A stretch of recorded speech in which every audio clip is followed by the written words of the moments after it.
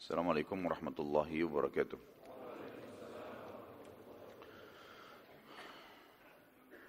Innal hamdalillah, segala puji bagi Allah Subhanahu wa taala. Nahmaduhu wa nasta'inuhu wa nastaghfiruh. Hanya kepadanya kita memuji, meminta pertolongan serta bertaubat dari dosa-dosa kita. Wa na'udzu billahi min syururi anfusina, dan hanya kepada Allah pula kita meminta agar dilindungi dari seluruh keburukan-keburukan diri kita.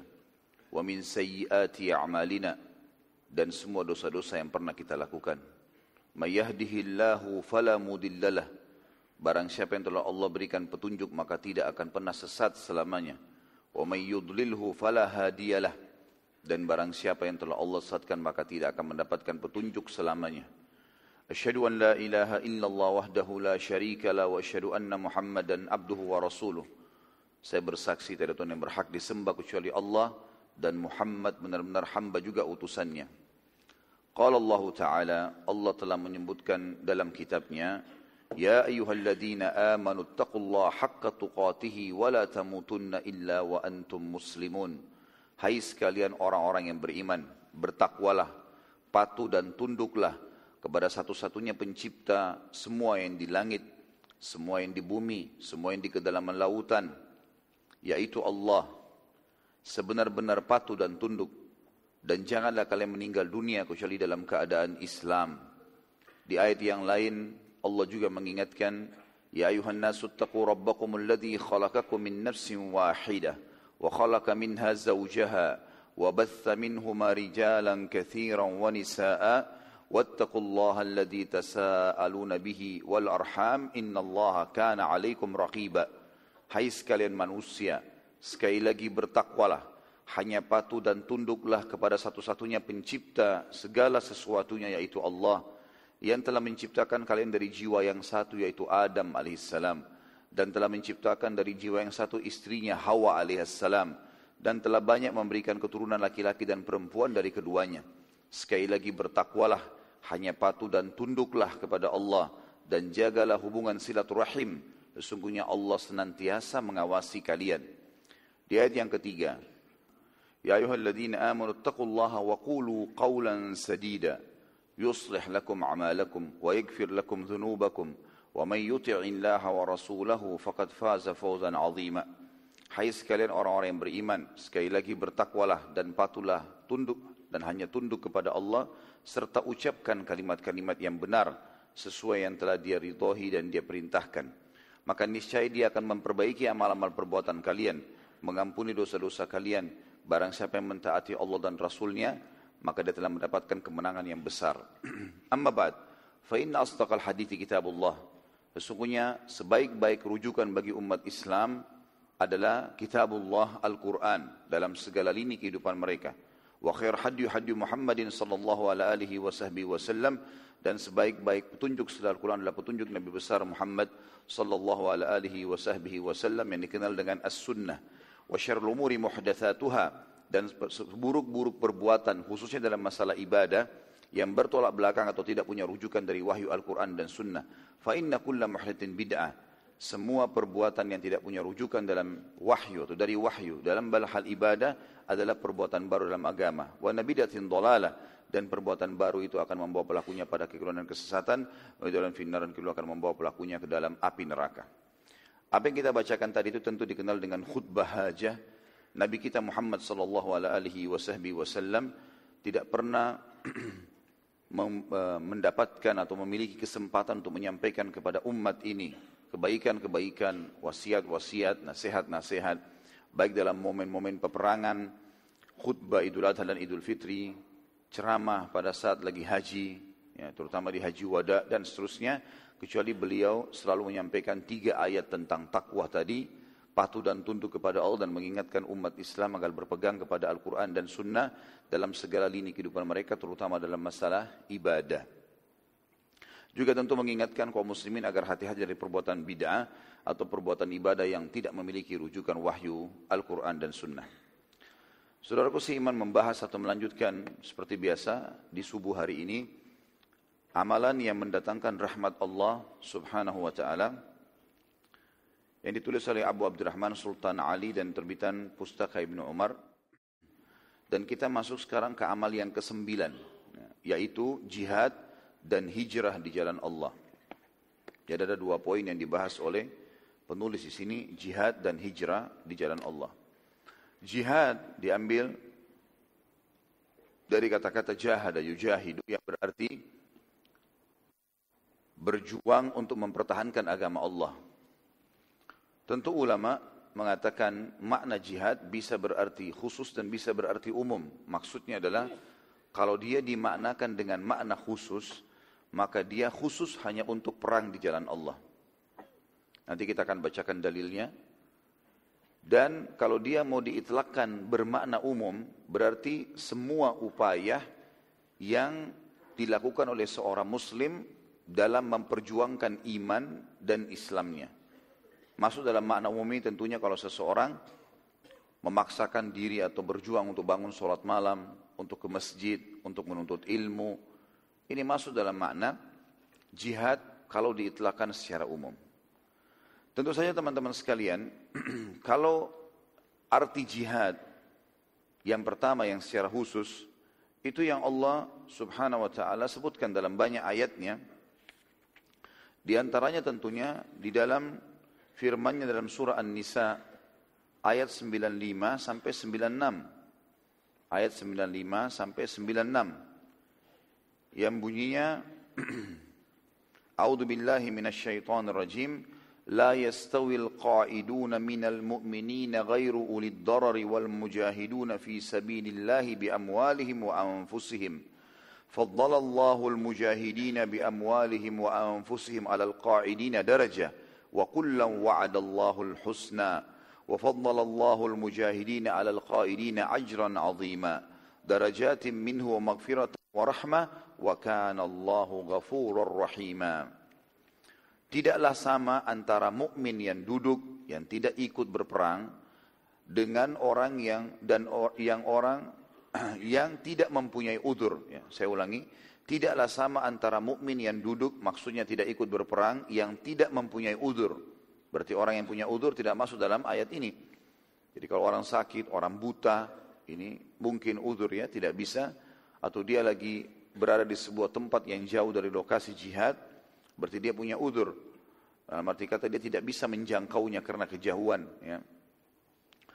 Dengan orang-orang yang berjihad di jalan Allah, dengan harta mereka dan jiwa mereka, Allah melebihkan orang-orang yang berjihad dengan harta dan jiwa mereka atas orang-orang yang duduk 1 derajat. Kepada masing-masing mereka Allah menjanjikan pahala yang baik, surga. Orang yang jihad dan orang yang tidak jihad, tetap dia akan mendapatkan surga ujung-ujungnya nantinya pada saat meninggal karena keimanan dan keislamannya. Dan Allah melebihkan orang-orang yang berjihad atas orang-orang yang duduk, yang tidak berperang, dengan pahala yang besar, yaitu beberapa derajat darinya, ampunan serta rahmat, dan Allah Maha Pengampun lagi Maha Penyayang.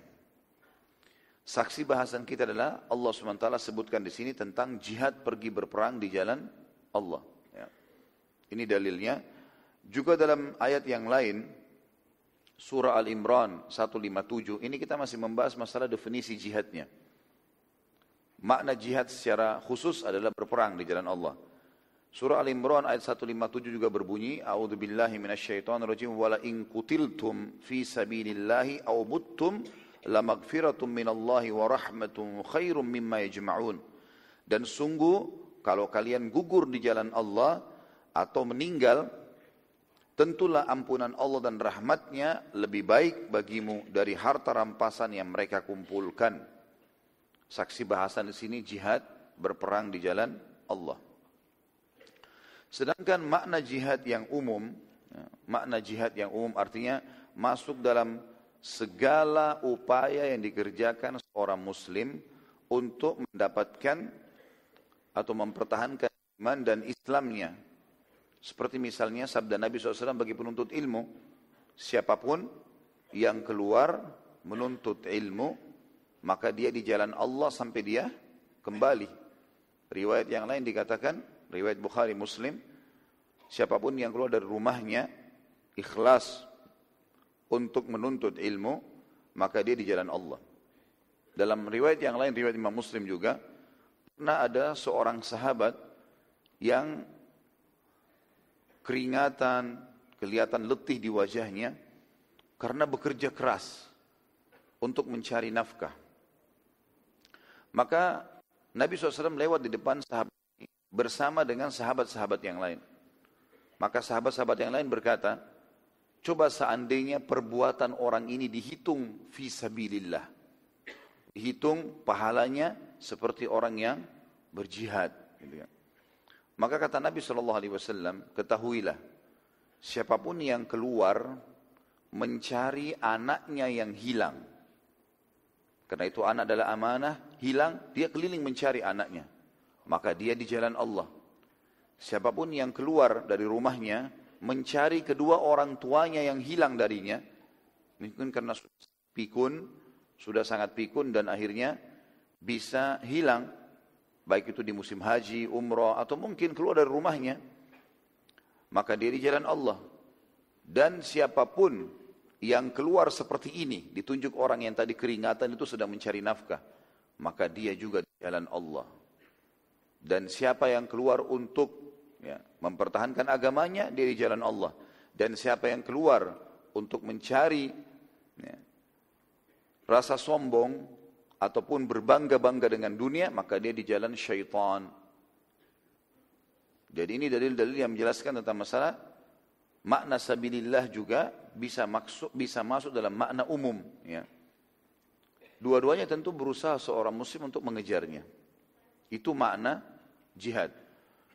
Kemudian kita masuk makna hijrah, karena judulnya jihad dan hijrah, ya, yang dibahas di poin ke-9 oleh penulis. Kalau hijrah juga memiliki makna khusus dan memiliki makna umum. Makna khususnya adalah meninggalkan wilayah kafir menuju ke wilayah muslim. Pindah lokasi tinggal dari wilayah kafir ke wilayah muslim.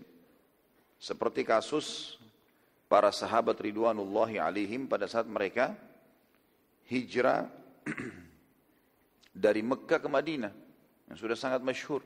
Karena di Mekah mereka tidak bisa sama sekali beribadah, disiksa, dipukul. Di Mekah itu kondisinya kaum muslimin pada saat mereka mau ibadah, atau siapapun muslim yang lewat, boleh dan dihalalkan bagi semua penduduk Mekah yang kafir waktu itu untuk menyiksa mereka. Tidak ada keamanan. Siapapun yang lewat boleh digebukin, boleh diambil hartanya, boleh dibunuh, dan tidak ada hukum berlaku padanya. Jadi tidak ada keamanan sama sekali. Dan ini juga berlaku bagi setiap muslim yang berada di satu lokasi, negara, desa, kampung, kota, yang memang dasarnya dia tidak bisa beribadah.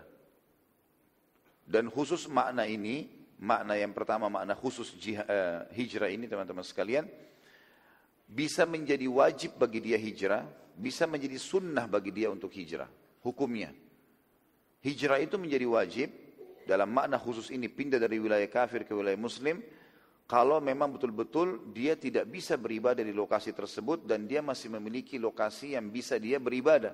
Seperti kasus para sahabat waktu sudah diperintahkan untuk hijrah ke Madinah, dan di sana masyarakat menyambut kaum muslimin, bahkan dianggap seperti saudara mereka sendiri oleh orang-orang Ansar, dan di Mekah mereka tertindas, maka di sini wajib hijrah.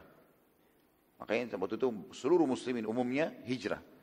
Yang tinggal di Mekah hanya orang-orang yang menyusul masuk keimanan dalam hati mereka dari penduduk Mekah, dan mereka belum sempat hijrah di awal waktu. Tapi masih terbuka waktu itu pintu Madinah untuk hijrah. Sampai terjadinya kesepakatan Hudaybiyah, barulah pintu hijrah ditutup terlebih dahulu beberapa waktu dan terbuka lagi sampai pembebasan kota Mekah. Namun setelah Nabi SAW membebaskan kota Mekah, beliau bersabda, La hijrata ba'dal fath. Mulai sekarang tidak ada lagi hijrah setelah pembebasan kota Mekah. Penduduk Mekah silakan duduk di Mekah.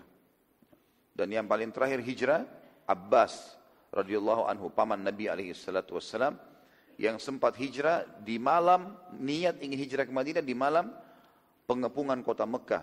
Dan ini insya Allah akan dibahas di kajian sirah. Ya. Dan hijrah bisa menjadi sunnah kalau seandainya dua keadaan. Yang pertama, seorang muslim menemukan di lokasi dia bisa beribadah. Tapi kalau dia pindah di satu kota yang lain, lebih baik ibadahnya. Tapi di lokasi dia tidak terganggu dia ibadah sebenarnya. Maka di sini hukumnya sunnah. Ya, hukumnya sunnah. Atau misal seseorang muslim berada di satu lokasi di mana dia ibadahnya terganggu, tapi kalau dia pindah ke lokasi lain, mungkin juga ibadahnya terganggu. Artinya hampir sama. Maka ini dia punya pilihan. Seperti kasus para sahabat, waktu Nabi SAW bolehkan mereka hijrah ke Ethiopia. Habasyah, di Ethiopia itu kasusnya adalah, di sana ada raja yang adil, tapi seluruh negeri beragama Nasrani. Dan mereka tidak punya, atau punya pilihan tinggal di Mekah, dalam kondisi memang bisa beribadah tapi juga tertindas, gitu kan? Atau pergi ke Ethiopia yang mungkin bisa ibadah, tapi juga negara kafir. Maka di sini tentu opsinya adalah sunnah, artinya dia bisa pilih mana yang terbaik buat dia.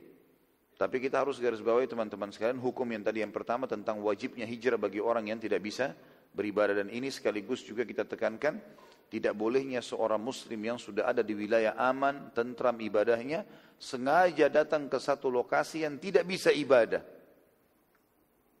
Bisa difahami ini? Subuh-subuh bahas masalah ini bisa difaham?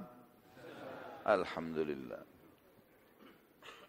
Dan ini sangat jelas dalam banyak ayat-ayat Al-Quran. Dan Allah Subhanahu Wa Taala menjanjikan bagi siapapun yang hijrah secara khusus ini, maka mereka akan dibukakan pintu-pintu rezeki. Seperti Allah berfirman dalam surah An-Nisa, surah nomor 4 ayat 100. A'udzu billahi minasyaitonir rajim walladzina, dalam ayat dikatakan, walladzina yuhajiruna fi sabilillah yajid fil ardi muragaman katsira wa sa'a. Bisa dilihatin saya Al-Qur'annya? Dipastikan ayatnya. Surah An-Nisa ayat 100 ya. Ya, ini ayatnya. A'udzu billahi minasyaitonir rajim wa man yuhajir fi sabilillah yajid fil ardi muragaman katsiran wa sa'a wa man yakhruj min baitihi muhajiran ila Allah wa rasulihi thumma yudrikul maut faqad waqa ajru 'ala Allah wa kana Allahu ghafurur rahima. Siapapun yang berhijrah di jalan Allah, dia tinggalkan wilayah kafir ke wilayah muslim, maka pasti dia akan mendapatkan muragaman katsira wa sa'a. Artinya peluang-peluang hidup lebih baik dan rezeki yang luas. Dan siapa yang keluar dari rumahnya ingin berhijrah ke jalan Allah dan Rasulnya, kemudian dia mati di tengah jalan, maka dia telah mendapatkan pahala dari Allah. Sesungguhnya Allah itu maha pengampun lagi maha penyayang. Jazakallah khair. Jadi ini dalil tentang masalah hijrah dalam makna khusus. Ya. Sementara hijrah dalam makna umum, siapapun yang hijrah, memindah atau mengubah keadaan dia dari keadaan yang lebih dekat kepada kekufuran dan maksiat kepada keadaan yang lebih dekat pada keimanan dan keislaman. Ini juga dimaknakan hijrah oleh sebagian ulama. Ya. Makanya biasa orang bilang, saya sudah hijrah. Padahal sebenarnya dia dari Jakarta ke Surabaya. Dua-duanya muslim, kota muslim. Alhamdulillah di bawah naungan pemerintahan yang kaum muslimin bebas untuk beribadah.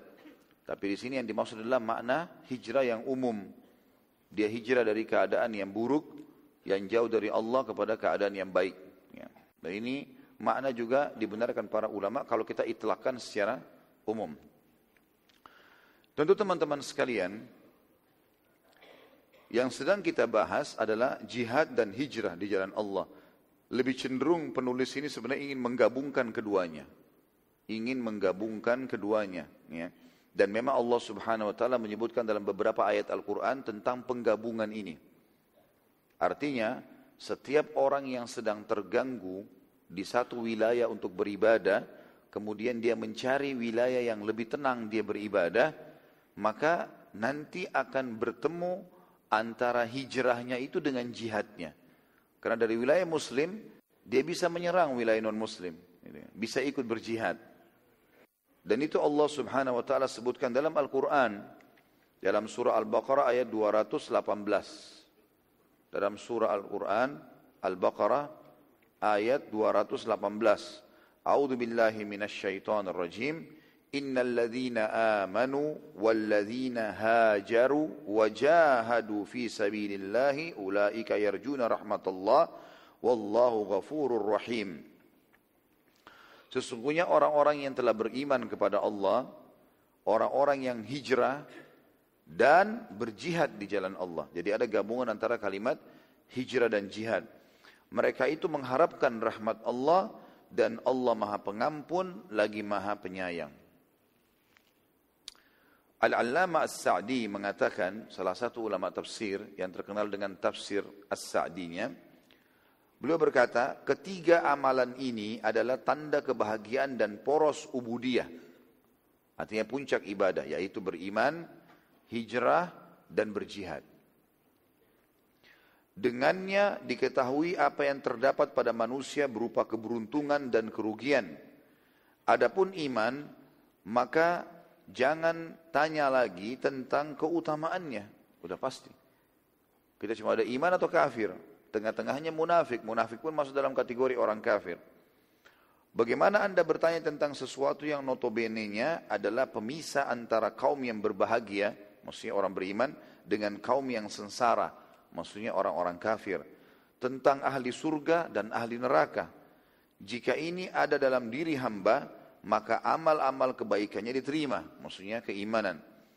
Jika tidak ada, maka tidak diterima perbuatan dan keadilannya, fardu dan sunnahnya. Ya, orang kafir biar juga dia kerjakan perintah ibadah, tidak akan diterima oleh Allah subhanahu wa ta'ala.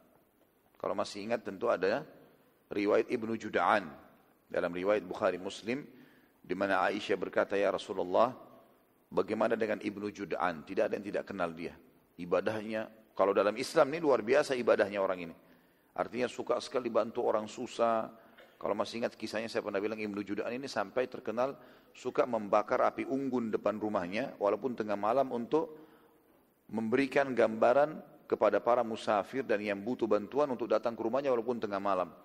Suka silaturahim, suka sekali membantu orang, suka senyum dengan orang. Jadi kalau dalam Islam ini akhlak yang baik. Tapi dia meninggal tidak sempat beriman. Kata Aisyah radhiyallahu anha, ya Rasulullah, Ibnu Jud'an, tidak ada yang tidak tahu kebaikannya. Apakah bermanfaat buat dia? Kata Nabi SAW, sama sekali tidak. Karena dia belum pernah beriman kepada Allah. Ya. Tidak pernah masuk Islam, maka tidak ada manfaatnya. Jadi orang-orang muslim walaupun bersedekah sebesar apapun, mungkin kalau dia dalam pandangan Islam ini sudah luar biasa. Membangun jalanan, jembatan, memberikan makan orang miskin, tidak bermanfaat buat dia sama sekali. Cuma fadilah dan keutamaan Islam, kalau ada orang non-muslim yang pernah berbuat kebaikan-kebaikan seperti ini, kalau dia syahadat masuk Islam, maka ditarik dalam buku amal salehnya. Itu keutamaan. Bahkan sebagian riwayat menjelaskan dosa-dosa mereka pun akan berubah menjadi pahala. Makanya Umar bin Khattab radhiyallahu anhu berkata, aku adalah orang yang paling banyak pahala di antara kalian. Pada teman-teman di sekitarnya. Lalu mereka bertanya, bagaimana bisa? Kata Umar, karena aku dulu adalah orang yang paling jahat kepada kalian di masa jahiliyah. Jadi banyak dosaku dulu. Tapi sekarang aku masuk Islam. Dan Rasulullah SAW menjanjikan orang yang masuk Islam, kebaikan dan kejahatannya berubah jadi pahala. Tentu ini jangan disalahfahami teman-teman. Jangan bilang kalau begitu kafir dulu, baru banyak dosa, gitu kan. Baru kemudian nanti kita masuk Islam. Kalau antum sempat syahadat lagi, kalau tidak bagaimana? Tapi ini keutamaan. Dan ini juga tergambarkan dalam surat-surat baginda Nabi SAW kepada para raja-raja pada saat di zaman beliau alaihissalam. Beliau mengatakan, kalau seandainya engkau masuk Islam, seperti ke Kisra, ke Kaisar, ke Muqaykis, Raja Mesir, ke Najasyi, maka engkau akan memanen semua pahala orang-orang yang mengikutimu. Dan kalau kamu tidak masuk Islam, maka engkau akan mendapatkan atau memikul semua dosa mereka.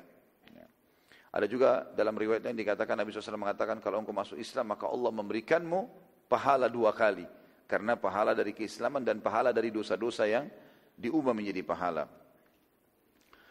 Tentu itu teman-teman sekalian makna daripada iman yang dimaksudkan dalam ayat tadi. Adapun hijrah, kata beliau, ialah berpisah dengan apa yang dicintai, lagi disenangi karena mencari ridha Allah.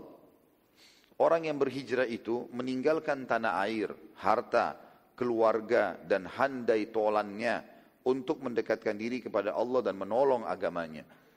Jadi kita tahu dimulai dari Nabi SAW, waktu beliau hijrah tinggalkan Mekah, waktu beliau sudah meninggalkan Mekah, beliau mengatakan sambil melihat ke arah Mekah, wahai Mekah, kalau seandainya bukan karena kaumku mengusirku darimu, maka aku tidak akan keluar darimu. Susah orang kalau meninggalkan tempat lahirnya ya. Tapi kuasa Allah, karena dia tidak bisa beribadah sana, maka dia meninggalkannya. Jadi itu butuh upaya yang sangat besar, jiwa yang besar, dada yang lapang untuk bisa meninggalkan lokasi dia, tempat dia hidup, ya, tempat dia mencari nafkah. Dia tinggalkan karena dia khawatir ibadahnya. Berapa banyak orang-orang kita kaum muslimin yang tinggal di wilayah non-muslim akhirnya susah sekali ibadah. Pada saat meninggal pun akhirnya, karena sedikitnya kaum muslimin, maka dia pun akhirnya, ya, pada saat meninggal diacarakan seperti orang non-muslim dan seterusnya.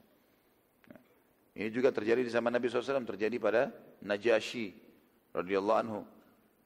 Karena beliau bertahan pada saat itu di Ethiopia untuk mempertahankan kerajaannya, dan itu dengan izin Nabi SAW. Pada saat meninggal, beberapa buku-buku sejarah menyebutkan akhirnya keluarganya dan para pejabat pemerintahnya, ya, waktu meninggal itu melakukan acara ritual Nasrani. Padahal beliau Muslim. Dan akhirnya Nabi SAW mensolati ghaib dia dari kota Madinah. Dan Nabi SAW bersabda, Ana bari'un mimman asya baina adhuril musyrikin. Saya berlepas tangan dari orang-orang yang sengaja tinggal di tengah-tengah kaum musyrikin. Dan ini sudah pernah saya jelaskan teman-teman sekalian. Kecuali dalam keadaan kita menuntut ilmu, darurat sekali, menjadi duta, terlanjur lahir di wilayah itu dan merasa aman dalam sisi ibadah, maka itu masih terbuka. Tapi kalau terganggu sekali, nggak bisa lagi ibadah, maka ini harusnya dia meninggalkan lokasi-lokasi tadi. Kata beliau, ini masih dalam tafsir ya, surah Al-Baqarah 218, masih perkataan As-Sa'di rahimahullah. Sedangkan jihad ialah mengerahkan segala upaya untuk melawan musuh dan berusaha dengan sempurna untuk membela agama Allah, serta melenyapkan agama syaitan. Yang dimaksud dengan agama syaitan adalah semua agama yang diajarkan atau tersebar di tengah-tengah manusia selain daripada agamanya Allah. Apapun itu, gitu kan. Kita tahu misalnya hadis tentang akhir zaman nanti pada saat pasukan muslimin tiba di Rum. Kata Nabi SAW, pada saat kalian tiba di Rum dan dengan takbir dan tasbih, maka rubuhlah tembok Rum itu, ya. Ini tentang malhamah kubra, tentunya peperangan akhir zaman. Maka kata Nabi SAW, syaitan pun merasa terganggu. Karena pada saat itu pemahaman yang disebarkan oleh syaitan bahwasanya Isa anak Tuhan, yang diyakini oleh banyak kaum Nasrani, gitu kan, itu akan hilang. Maka dia pun menjelma jadi manusia dan berkata, sungguh Dajjal telah keluar di rumah-rumah kalian. Kembalilah. Akhirnya gara-gara itu kaum pasukan muslimin kembali ke rumah-rumah mereka, karena mereka tahu hadis Nabi SAW, kalau kalian dengar Dajjal keluar di satu lokasi, maka hindarilah lokasi tersebut, walaupun kalian harus menyelamatkan diri ke atas gunung, gitu kan. Jadi di sini memang ada pemahaman-pemahaman orang-orang yang menyembah berhala-berhala, patung, hewan, itu semua dari syaitan. Karena agama yang benar hanya satu, agama dari sisi Allah, al-Islam. Sebagaimana dalam banyak ayat, a'udzubillahi minasyaitonirrajim, innad dina indallahil Islam. Sesungguhnya agama sisi Allah hanya Islam saja. Kata beliau, saya ulangi kembali, sedangkan jihad ialah mengerahkan segala upaya untuk melawan musuh dan berusaha dengan sempurna untuk membela agama Allah serta melenyapkan agama syaitan. Ia adalah puncak amal saleh dan balasannya adalah balasan yang terbaik. Inilah sebab terbesar untuk meluaskan wilayah Islam. Yarhamkallah. Menghinakan para penyembah berhala dan kaum muslimin, mereka aman terhadap diri dan anak-anak mereka. Barang siapa yang melakukan ketiga amalan ini, meskipun sangat berat, maka untuk amalan-amalan lainnya ia lebih giat dan lebih sempurna lagi dalam mengerjakannya. Maka sudah sepatutnya bila seseorang atau bila mereka mengharapkan rahmat Allah karena mereka telah melakukan sebab yang mendatangkan rahmat, di dalamnya terdapat dalil bahwa harapan itu hanyalah ada setelah melakukan sebab-sebab kebahagiaan. Adapun harapan yang menyertai kemalasan dan tidak melakukan sebab-sebab, maka ini adalah kelemahan, angan-angan dan terpedaya Ini juga menunjukkan kelemahan kemauan pelakunya dan kekurangan akalnya.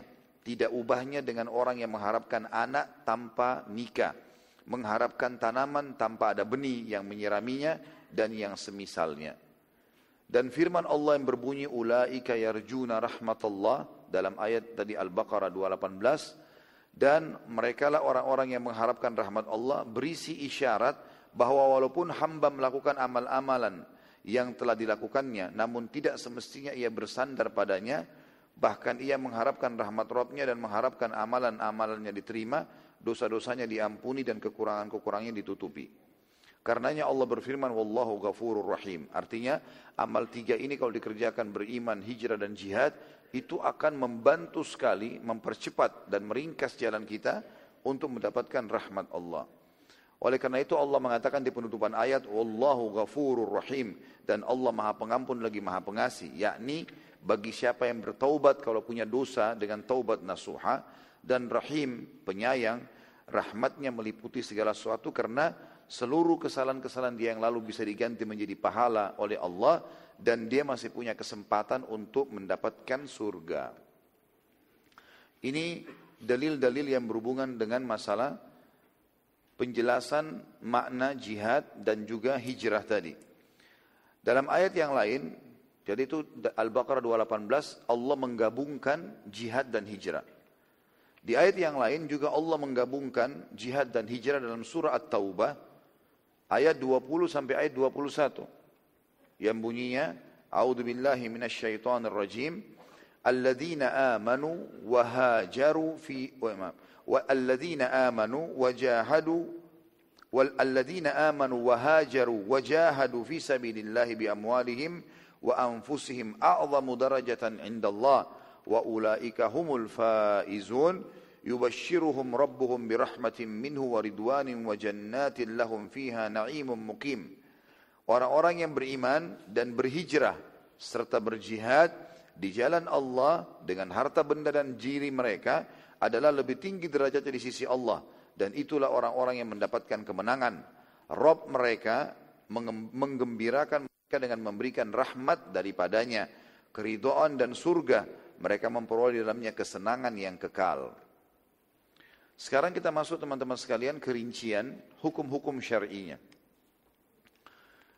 Pertama masalah jihad. Jihad ini teman-teman, dia harus ya difahami dari dua sisi. Yang pertama, ada namanya jihad untuk mempertahankan diri. Seperti kasus Palestina pada saat dijajah sekarang. Maka mereka wajib mempertahankan diri mereka. Hukumnya fardu ain. Setiap individu di antara mereka harus membela. Dan jangan lari dari kancah peperangan. Mereka mempertahankan, apalagi kalau berada di wilayah-wilayah suci ya. Seperti Palestina itu wilayah yang suci. Kata Nabi SAW, seseorang di antara kalian memiliki tanah, memiliki sebidang tanah, ukuran tali kekangan kuda. Asal dia bisa melihat Masjid Ilya atau Masjid Aqsa, itu lebih baik daripada dunia dan seluruh isinya. Jadi ada perintah dari hadis ini yang dihasankan oleh para ulama riwayatnya dari Nabi SAW untuk setiap muslim berusaha mempertahankan tanahnya yang berada di wilayah Palestina. Dan tentu sekarang lagi ada pengepungan ya dan segala macam penjajahan. Semoga Allah SWT mengangkat dari kaum muslimin permasalahan tersebut dan semoga Allah menghinakan musuh-musuhnya. Jadi ini hukumnya fardu ain.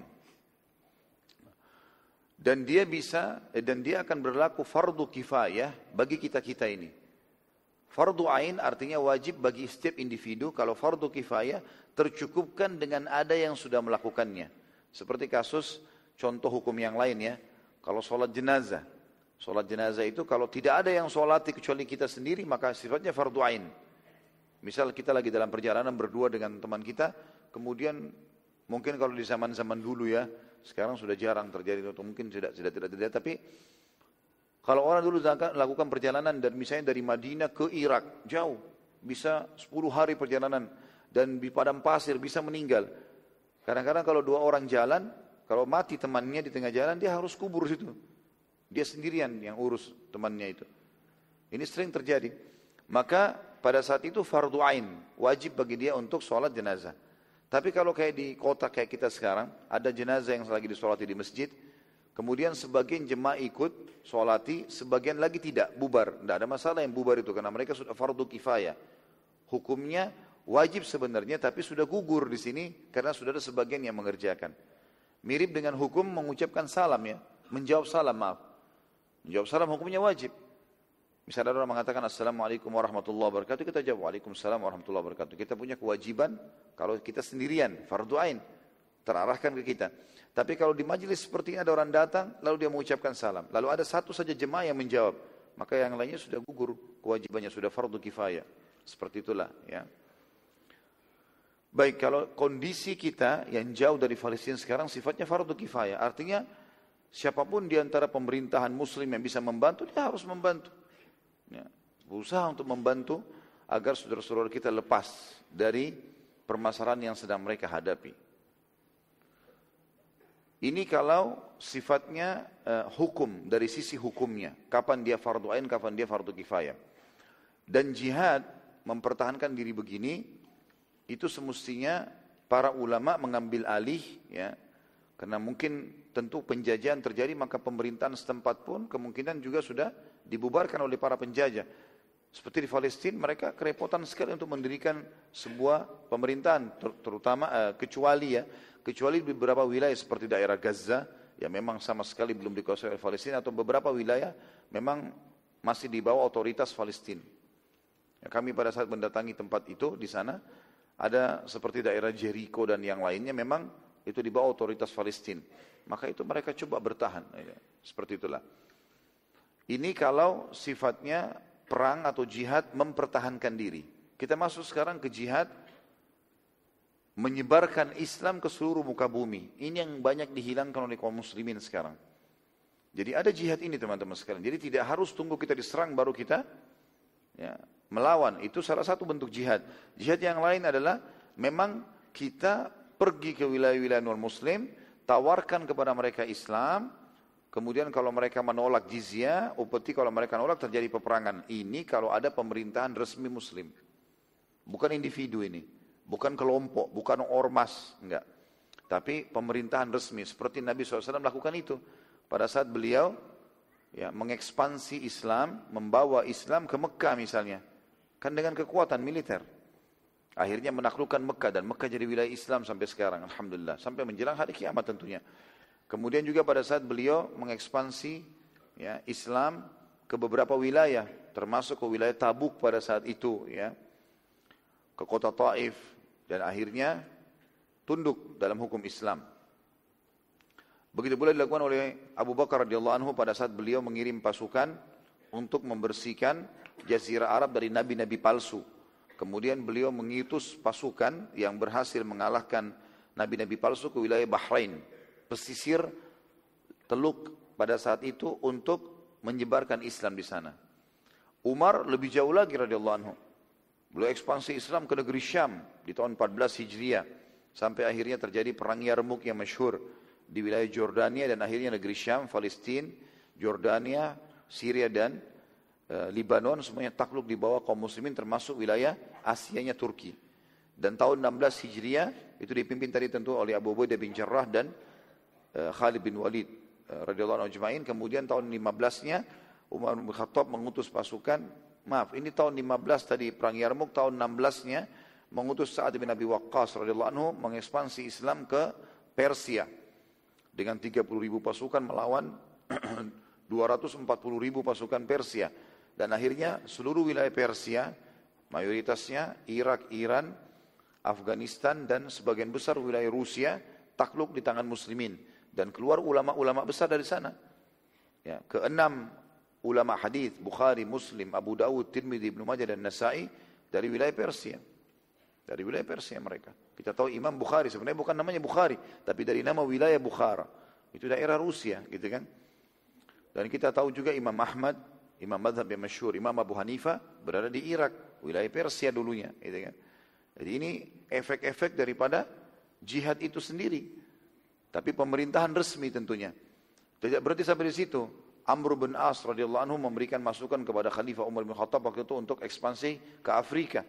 Karena ke daerah Asia, tepatnya di daerah timurnya Jazirah Arab sudah ditemukan, sudah dibuka. Daerah utara juga negeri Syam sudah dibebaskan. Sekarang tinggal daerah baratnya Afrika. Maka dikirimlah pasukan oleh Umar bin Khattab 8.000 orang untuk menembus Mesir. Dan Mesir waktu terbuka di tahun 20 Hijriah dengan jihad ini, maka terbukalah seluruh Afrika Utara. Mesir, Tunis, Jazair, Maroko. Dan akhirnya seluruh wilayah ke daerah selatan ya, Afrika terbuka. Seperti Mali, ya, sekarang Nigeria dan beberapa negara lain termasuk Mauritania. Semua ini akhirnya banyak muslimin yang tersebar karena ekspansi pada saat itu. Dan kita tahu juga bagaimana pasukan Tariq ibn Ziyad dan Musa ibn Nusair rahimahumullah yang menembus Spanyol. Dan akhirnya umat Islam berkuasa dari tahun 711 Masehi sampai 1236 Masehi. Itu kurang lebih 500 tahun ya berkuasa di daerah sana dan mengembangkan Islam dan seterusnya. Jadi jenis jihad ini sebenarnya juga ada. Ya, bukan berarti kita mengatakan kalau begitu sekarang kita serang segala macam, bukan itu yang dimaksud, tapi kita bicara masalah hukum syar'inya. Dan ini sayang sekali kalau tertinggal. Kata Nabi SAW dalam sebuah hadis, kalau seandainya kalian sudah bersantai-santai, berlihai-lihai ya, dengan ekor-ekor hewan kalian, maksudnya dengan pembajakan tanah, ya, dengan perkebunan, dengan harta-harta kalian, dan kalian telah bermuamalah dengan riba dan meninggalkan jihad, maka Allah Subhanahu wa taala akan mengangkat berkah hidup kita. Ya, mengangkat berkah hidup karena nanti sudah tidak ada lagi keberkahan yang Allah Subhanahu wa taala berikan. Dan jihad ini teman-teman sekalian akan selalu hidup di seluruh wilayah sampai menjelang hari kiamat. Kata Nabi SAW, dimanapun jihad itu redam di satu lokasi, maka akan hidup di lokasi yang lain sampai menjelang hari kiamat nanti. Kata Nabi SAW juga dalam hadis lain, tetap akan ada sekelompok dari umatku yang berjihad dan mempertahankan agama ini sampai menjelang hari kiamat. Memang dia tidak ada di semua lokasi, tapi dia terjadi, gitu kan? Dan para sahabat, para tabi'in, seperti Bilal radhiyallahu anhu dari sahabat, kemudian dari tabi'in banyak sekali ya, yang mereka memang pada saat di wilayah mereka lagi aman, maka mereka menuntut ilmu. Kalau dari tabi'in, sahabat tentu tinggal menyebar. Kemudian mereka mencari perbatasan wilayah antara muslim sama non-muslim. Lalu mereka ribat dan jihad di sana. Seperti itulah. Jadi ini yang berhubungan dengan masalah definisi jihad dan juga hukum syar'inya. Kapan dia fardu kifayah, kapan dia fardu ain. Dan juga jihad dibagi dua, ada yang sifatnya mempertahankan diri dan ada juga yang mengekspansi atau menyebarkan Islam. Tentu Islam bisa kita sebarkan dengan dakwah juga ya, bisa kita berdakwah, kita sampaikan ke Indonesia termasuk wilayah yang tidak menggunakan kekuatan militer, tapi dengan jalan para pedagang-pedagang yang datang lalu menyebarkan Islam, itu juga boleh, gitu kan. Tapi jangan dilupa kalau dalam hukum agama kita memang ada juga menyebarkan Islam dengan kekuatan militer. Jadi kalau ada orang mengatakan Islam itu kejam karena disebarkan dengan kekuatan militer, itu keliru pemahamannya, karena bukan cuma kaum muslimin. Dari dulu memang kalau ada satu kekuatan, mereka pasti mengekspansi dengan kekuatan lain untuk menguasai wilayah lain. Dan sampai hari ini kita kenal ada penjajahan. Bukankah negara kita dijajah 350 tahun oleh Belanda misalnya? Nah, seperti itu, mereka juga melakukan itu.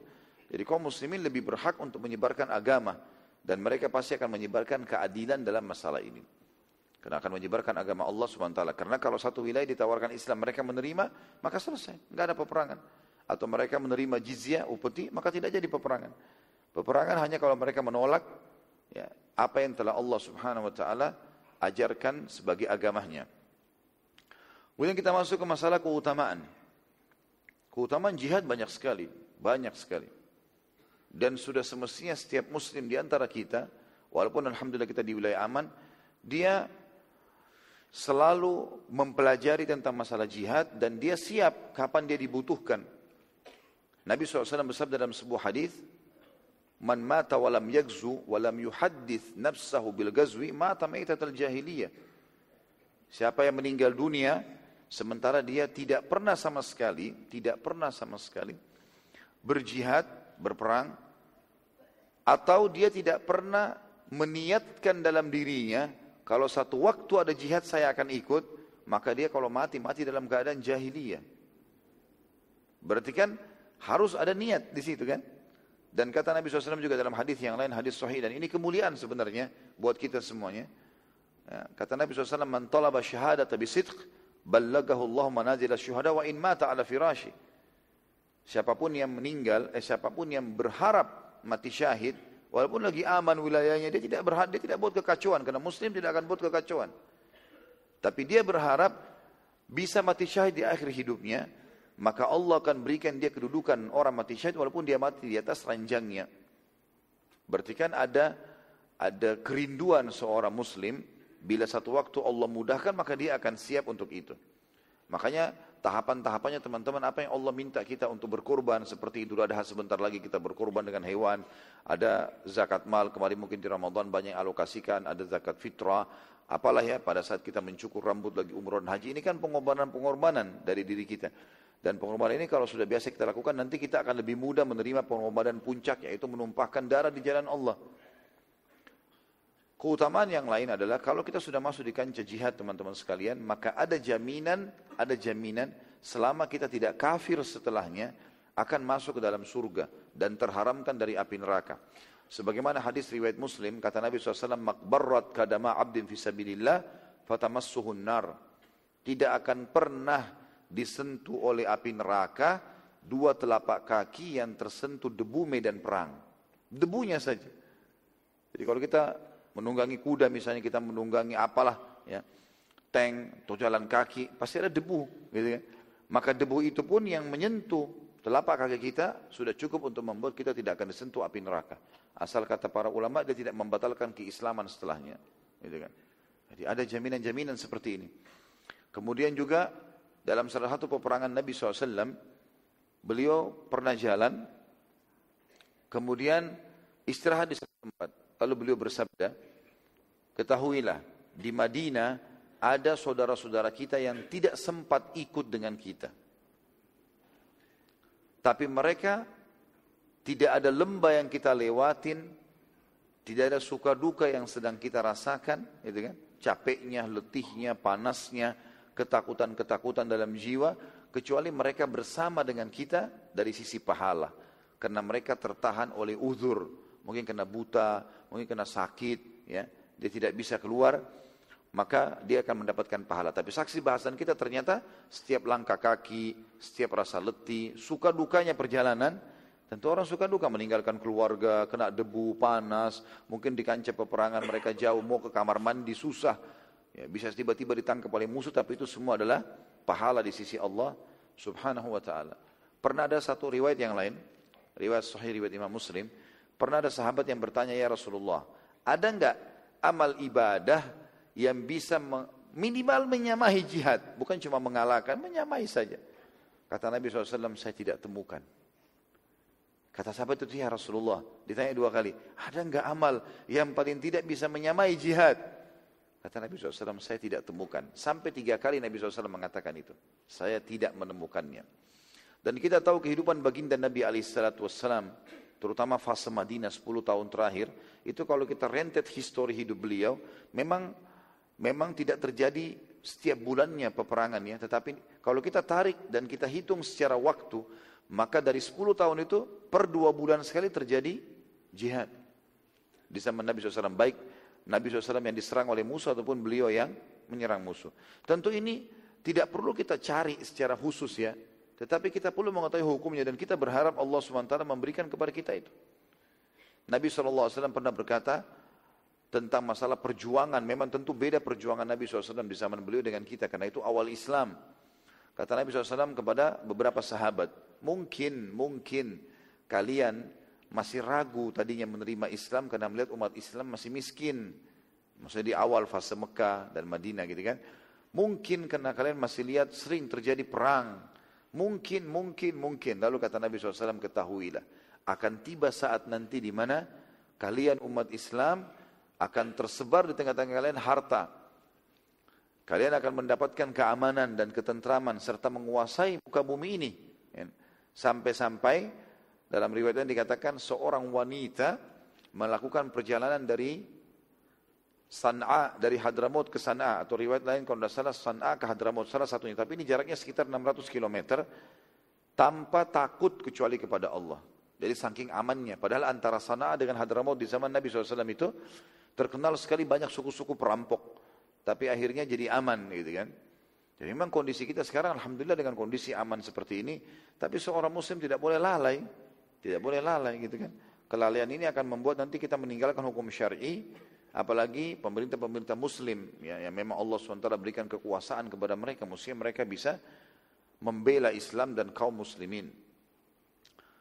Juga tentunya kalau kita masuk lebih jauh daripada itu adalah keutamaan orang yang mati syahid dalam Islam. Dan ini kata ulama khusus masalah jihad, kalau seseorang sudah masuk di kancah peperangan maka dia tidak perlu berfikir mati. Karena orang yang mati itu adalah orang yang paling ikhlas berharapkan mati syahid. Makanya selalu orang yang mati syahid lebih sedikit daripada orang yang pulang hidup, gitu kan. Umumnya pasti lebih banyak orang yang masih hidup. Karena orang mati syahid adalah orang yang paling ikhlas. Jadi kalau antum masuk kancah peperangan betul-betul ikhlas mengharapkan mati syahid, baru Allah kasih. Karena keutamanya banyak sekali. Di antaranya kata Nabi SAW, orang yang mati syahid ya, tidak akan merasakan pedihnya ditarik ruhnya kecuali hanya seperti gigitan semut saja. Sementara yang lain merasakan sakitnya. Gitu kan. Kemudian yang kedua, setelah prosesi keluar ruhnya, Nabi SAW memerintahkan seluruh sahabat yang mati syahid untuk dikubur dalam kondisi dia, dengan pakaiannya. Tidak butuh kain kafan, tidak butuh dimandikan, dibersihkan kotorannya, karena dianggap suci di sisi Allah.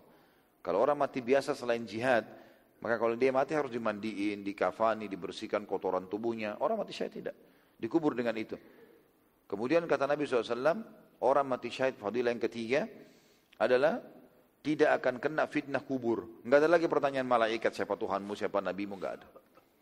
Udah langsung saja. Mereka sudah aman, kuburannya menjadi taman dari taman surga. Yang keempat, ruh mereka sudah berkeliling di surga. Sebagaimana sabda Nabi SAW, semua orang yang mati syahid, maka ruh mereka berada di pelatuk-pelatuk burung, ya, yang berwarna hijau, yang berkeliling di surga. Dalam riwayat lain dikatakan bahwasanya mereka akan ada di wadah-wadah, di tempat-tempat yang bergelantungan di singgasana Allah. Gitu kan? Dalam riwayat lain tentang Hamzah radhiyallahu anhu kata Nabi SAW, Hamzah, aku diperlihatkan Hamzah sedang menikmati dipannya di surga. Gitu kan? Artinya Allah SWT berikan kenikmatan. Tentu belum tinggal di surga secara abadi sebagaimana nanti terjadi kalau sudah kiamat ya. Tapi orang-orang ini sudah menikmati masalah itu. Yang kelima, dia akan dibangkitkan nanti pada hari kiamat dalam kondisi tubuhnya yang berdarah atau luka itu mengeluarkan darah dan lebih mengeluarkan wangi yang lebih wangi dari bau kasturi. Yang keenam, tidak ada lagi hisab amal di mahsyar. Tidak ada lagi hisab di mahsyar karena tidak ada lagi, dosanya semua diampuni.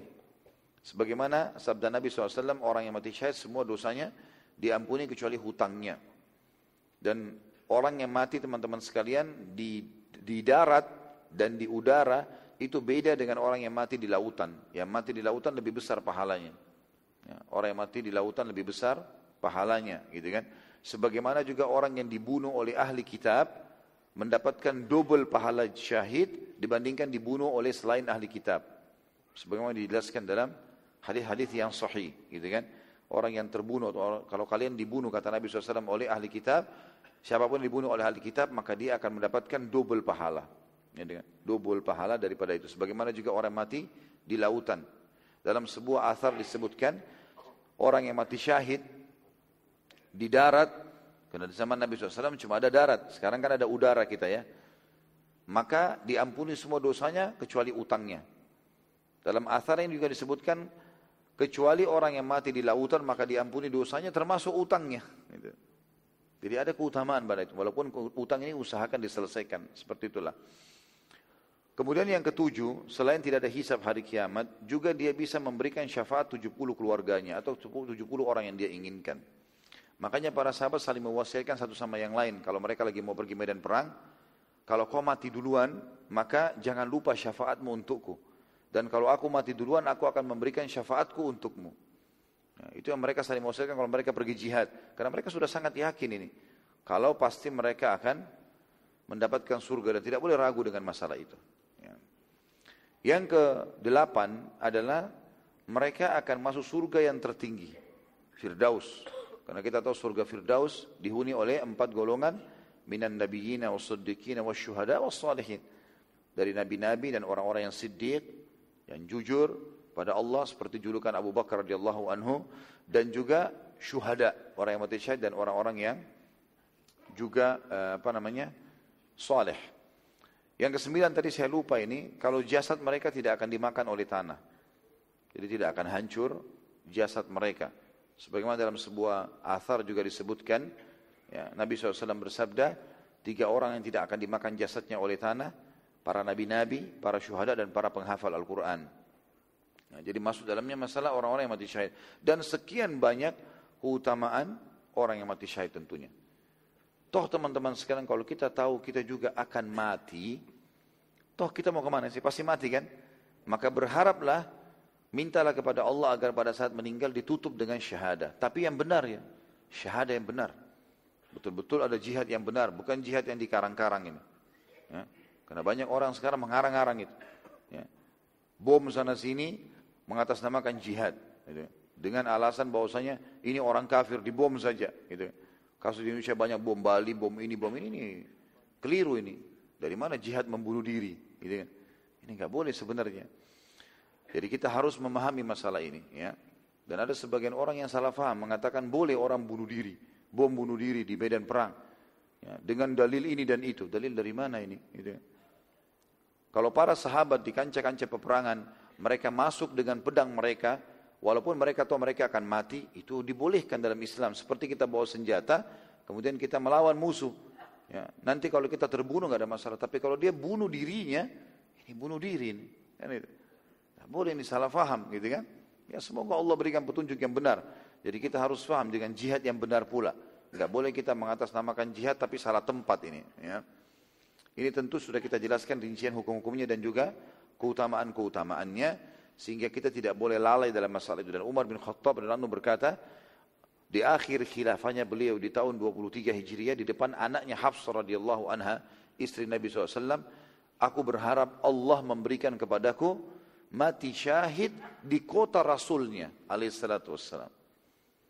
Kata Hafsah, ya ayahku, Anda tidak ikut berjihad. Gitu kan? Kalau Anda ikut berjihad mungkin bisa ketemu mati syahid. Apalagi Anda minta mati syahid di Madinah. Gitu kan? Di kota Rasulullah, waktu itu di zaman Umar bin Khattab, Madinah mustahil diserang oleh musuh. Mustahil. Udah nggak mungkin. Pusat kota muslimin. Karena pasukan Islam lagi di luar semuanya dan memang di sekitar Madinah aman sekali. Gitu kan? Mereka semuanya jihad. Ya. Maka kata Umar bin Khattab, ya'ti bihallah insya. Allah akan datangkan kalau Allah mau. Pasti bisa. Dan ternyata betul beliau ditusuk oleh Abu Lu'lu' Majusi, orang Majusi yang akhirnya menusuk dan beliau mati syahid radhiyallahu anhu.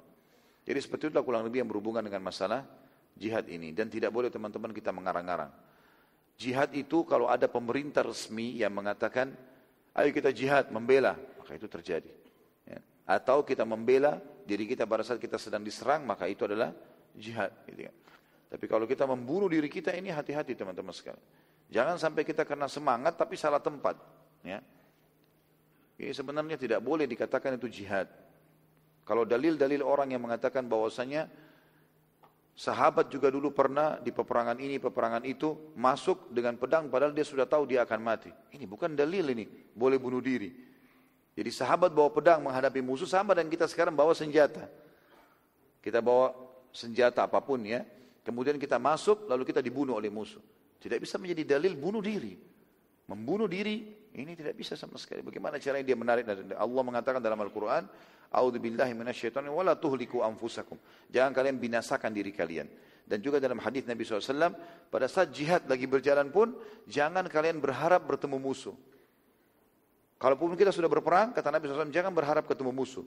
Artinya harapannya adalah musuh ketakutan lalu pergi. Udah. Tapi kalau kalian bertemu musuh, maka kokohkanlah telapak kaki kalian. Artinya lawan, gitu kan? Seperti itulah. Jadi ini harus kita ketahui. Juga kita masuk ke adab-adab jihad, teman-teman. Kita ringkas saja karena waktunya. Yang pertama adab yang harus diketahui adalah ikhlas kepada Allah Subhanahu wa taala untuk meninggikan kalimat Allah. Karena kata Nabi SAW, ya, orang yang terbunuh karena membela wilayahnya saja atau fanatisme sukunya, gitu kan? Maka ini, ya, dan orang yang terbunuh karena meninggikan kalimat Allah, maka yang meninggikan kalimat Allah itu yang di jalan Allah. Kita harus tahu ini teman-teman. Kita membela Indonesia, ya kita bela Indonesia, tapi niatnya agar Islam di Indonesia tetap ada, gitu kan? Kalimat Allah tinggi, maka itu bisa mati syahid. Tapi kalau murni hanya untuk membela kesukuan, membela negaranya murni itu saja, maka ini semestinya ya, diikuti dengan niat jihad, niat untuk meninggikan kalimat Allah Subhanahu wa taala. Jadi para pejuang kita insya Allah mudah-mudahan dengan niat agar Islam bisa tersebar, dan kita sudah rasakan sekarang manfaat dari para pejuang-pejuang kita dulu pada saat mengusir Belanda, Jepang dan seterusnya, itu mereka yang ikhlas karena Allah ingin meninggikan kalimat Allah akan dapat pahala dari kaum muslimin yang sekarang beribadah dengan tentram di Indonesia tentunya. Ya, seperti itulah. Adabnya pertama ikhlas. Ya. Adab yang kedua adalah kalau dia memiliki kedua orang tua, dia pamit dengan orang tuanya. Pamit. Sebagaimana dalam hadis Bukhari, pernah seorang anak muda datang dan berkata, "Ya Rasulullah, saya akan ikut bersama anda berjihad." Kata Nabi SAW, "Apakah kedua orang tuamu hidup?" Dia mengatakan, "Iya ya Rasulullah." Kata Nabi SAW, "Pada keduanya kau berjihad. Pulanglah dan urus kedua orang tuamu itu." Di sini tentu kita perlu fahami juga satu hal teman-teman. Pada saat kita mendapatkan riwayat seperti ini, kita harus melihat dalil-dalil atau riwayat yang lain, yang akhirnya kita nanti setelah mengumpulkan dalil, kita akan mengerucutkan kepada sebuah hukum. Rasulullah SAW memiliki sebuah tradisi, alaihissalatu wassalam, beliau mengajak bicara orang yang sedang di depannya sesuai dengan kasusnya. Ada si fulan datang, diingatkan supaya jangan suka emosi. Karena Nabi tahu masalahnya orang ini di emosinya. Ya, anak muda yang datang mengatakan, "Ya Rasulullah, wasiatkan supaya saya bahagia." Kata Nabi SAW, "Jangan kau marah." Apalagi Rasulullah, "Jangan kau marah." Di sini wasiat Nabi sebenarnya lebih khusus kepada orang itu. Tapi kita bisa tarik ke kasus kehidupan kita. Ada orang yang datang mengatakan, "Ya Rasulullah, saya siap melakukan apa saja dalam agama ini, tapi izinkan saya berzina." Kata Nabi SAW, "Kau mau enggak kalau ibumu dizinai?" "Tidak ya Rasulullah." "Istrimu?" "Tidak ya Rasulullah." "Saudarimu?" "Tidak ya Rasulullah." "Bagaimana kau ridha lakukan pada orang lain?" Jadi di sini sebenarnya secara khusus Nabi sedang ingatkan orang itu. Tapi bisa kita tarik ke kasus kehidupan kita, gitu kan? Ada orang yang datang seperti kasus tadi, anak muda yang mau berjihad. Sahabat-sahabat Nabi yang lain, mereka tidak punya masalah dengan itu, sehingga mereka jihad. Buktinya di Uhud, di Badar, di Tabuk, ya, di Ahzab, kemudian di pembebasan kota Mekah, di perang Bani Mustalik dan seterusnya, mereka ikut saja. Tapi khusus anak muda ini ternyata Nabi SAW mendapat berita wahyu kalau orang tuanya ini sangat sedih waktu anaknya pergi, dan anaknya cuma satu orang, nggak ada yang lain. Maka Nabi SAW bahasakan ke orang ini, "Apakah kau punya dua orang tua yang masih hidup?" Dia bilang, "Iya." Kata Nabi, "Pulanglah dan urus mereka." Karena penyampaian wahyu kalau anak muda ini sebenarnya ibu ayahnya sangat sedih. Dan para ulama mengatakan ini juga ada adab dalam jihad, harusnya izin dengan kedua orang tua dengan menggunakan bahasa-bahasa yang santun, menyebutkan keutamanya dan seterusnya. Yang ketiga adabnya adalah izin dari pemerintah setempat. Ya. Kalau memang itu pemerintahan Islam, tidak bisa dia pergi sendirian, dia harus pamit. Ya. Ya di sini misalnya orang Indonesia mau ke Palestina, harus dengan izin pemerintah Indonesia. Mestinya, ya itu adab yang kita bahasakan. Para sahabat tidak ada yang pergi berjihad keluar dari Madinah tanpa izin baginda Nabi SAW. Jadi kalau Nabi perintahin pergi serang wilayah ini, pergi wilayah suku ini, baru mereka lakukan. Kalau nggak ada perintah mereka tidak lakukan. Dan ini penting sekali teman-teman sekalian mentaati pemimpin di sini atau izin. Sebagaimana juga kalau kita sedang diperintahkan menyerang satu lokasi, kita tidak boleh menyerang lokasi lain. Pernah Umar bin Khattab diutus oleh Nabi SAW menyerang satu suku. Berhasil menang dalam hal satu ekspansi. Menang. Setelah menang, ternyata waktu mau pulang ke Madinah, ada suku Arab yang lain juga yang sebenarnya kalau pasukan Islam lewat bisa dikalahkan tuh. Tapi perintah Nabi, serang wilayah ini, gak ada yang lain. Para orang-orang di sekitar Umar mengatakan, "Hai Umar, seranglah, kesempatan, ghanimah jadi lebih banyak." Kata Umar, "Tidak. Rasulullah SAW hanya memerintahkan kita ke sana, gak boleh kita tambah." Instruksi penting, gitu kan, untuk mengikuti. Karena banyaknya orang akhirnya terkacaukan dan terkecohkan dalam masalah jihad ini karena mereka tidak patuh pada pemimpin mereka. Ini termasuk adab, ya. Jadi izin. Kemudian juga yang keempat adabnya adalah mereka tidak boleh menyerang sebelum diizinkan oleh panglima perangnya. Ya, tidak boleh sama sekali menyerang sebelum diperintahkan. Makanya pada saat penyerangan Persia, Sa'ad bin Abi Waqqas radhiyallahu anhu lagi kena penyakit. Dengan hikmah Allah seluruh tubuhnya kena penyakit kulit dan yang tidak kena hanya bagian dadahnya saja. Sehingga beliau tengkurap, ya. Beliau berbaring di atas dada dan perutnya dan beliau minta agar dipikul ke atas bukit yang tinggi dari kancah peperangan sehingga beliau bisa lihat pasukan musuh. Lalu beliau berikan instruksi dari atas. Rupanya ada 2 orang sahabat sudah sangat semangat mau menyerang pasukan Persia, gitu kan. Tapi pada saat mereka mau menyerang, mereka tetap bilang harus pamit dengan Sa'ad, kirim informasi ke Sa'ad. Boleh enggak kami menyerang duluan? Kata Sa'ad, silakan. Maka 2 orang ini menyerang duluan. Saking semangatnya karena sudah dapat izin, maka mereka menyerang dan karena 2 orang menyerang 240.000 orang, jadi kacau juga ini 240.000 orang. Ini 2 orang berani benar nih menyerang. Akhirnya pada sempat ya mereka terbubarkan sebagian dari pasukan musuh dan ada diambil kuda orang yang berhasil dibunuh dan dibawa pulang ke pasukan muslimin sebagai ghanimah. Itu ciri khasnya kaum muslimin. Yang kelima, ya, memang berharap mati syahid. Ini adab juga.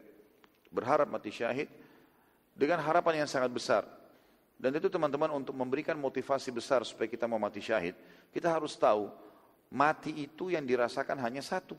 Tidak ada yang lain. Saya pernah kasih contoh kalau masih ingat orang ditabrak kereta api kepalanya hancur, orang yang tenggelam di lautan, orang yang dimakan ikan di lautan, orang yang kebakar, orang yang meledak di pesawat. Itu sama saja dengan orang yang ditusuk oleh musuh di medan perang, sama saja. Karena mereka sudah tidak lagi mengatakan, aduh kepala saya sakit ditabrak oleh kereta api ini, atau badan saya sakit dicabik-cabik ikan, atau panas kena api, enggak ada lagi. Atau ditusuk musuh, aduh perut saya sakit ditusuk oleh musuh. Itu enggak dirasa lagi bagi orang yang mati. Karena dalam Islam orang yang mati hanya merasakan satu, yaitu sakaratil maut. Itu prosesi pencabutan ruh oleh malaikat. Jadi kita sudah enggak rasa lagi itu sebenarnya. Makanya tidak perlu takut dengan masalah itu. Para sahabat itu mau tercabit-cabit badannya, tidak peduli lagi. Karena mereka tahu, pada saat mereka mati, mereka enggak rasa itu. Ada di antara sahabat seperti kita tahu Hamzah radhiyallahu anhu, bagaimana dipotong hidungnya, dibelah dadanya, tapi sudah jasadnya saja. Ruhnya sudah pergi di alam barzah yang dijanjikan oleh Allah Subhanahu wa taala. Ini termasuk adab orang berhadap mati syahid. Termasuk dalam adab teman-teman sekalian tidak boleh membunuh wanita. Tidak boleh membunuh, di sini wanita yang bukan militer ya. Wanita secara umum. Tapi kalau dalam pasukan musuh ada wanita tapi militer, ini boleh dibunuh. Harus difahami ini, karena sekarang kan banyak tentara-tentara dari wanita. Masa begitu perempuan yang di depan kita, oh enggak boleh dibunuh nih. Padahal dia pakai senjata, dia militer.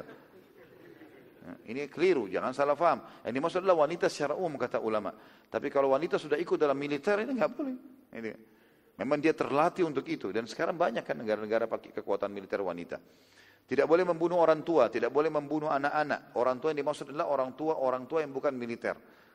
Karena di zaman Nabi SAW juga ada orang-orang tua dari kafir Quraisy, ya, seperti yang dibunuh oleh Ali bin Abi Thalib dalam perang Ahzab, itu sudah tua 80 tahun umurnya. Ya, tapi dia memang orang kuat, dia pasukan inti. Maka ini berbeda. Ya.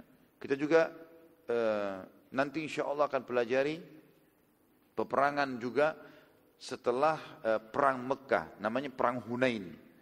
Itu pemimpin perang umurnya 100, kalau tidak salah 60 tahun. Sudah tua sekali. Dia cuma ada di geranda saja. Cuma mengatur strategi perang. Orang sudah sangat tua ini. Tapi akhirnya dibunuh oleh kaum muslimin.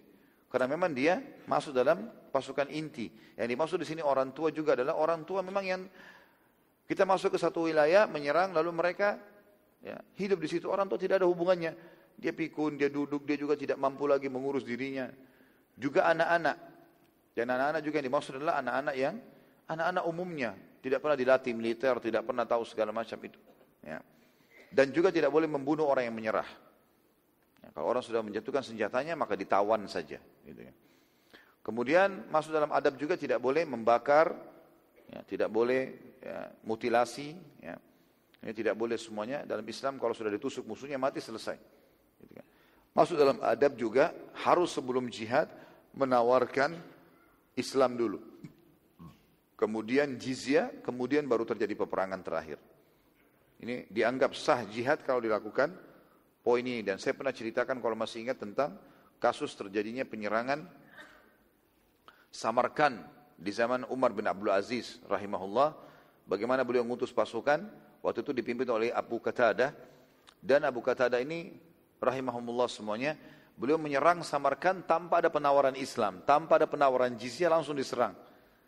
Maka orang-orang Samarkand mengeluh kepada Umar bin Abdul Aziz, lalu Umar bin Abdul Aziz menyuruh muslimin keluar dari Samarkand. Lalu kembali menawarkan Islam, menawarkan jizyah, baru perang. Gitu kan.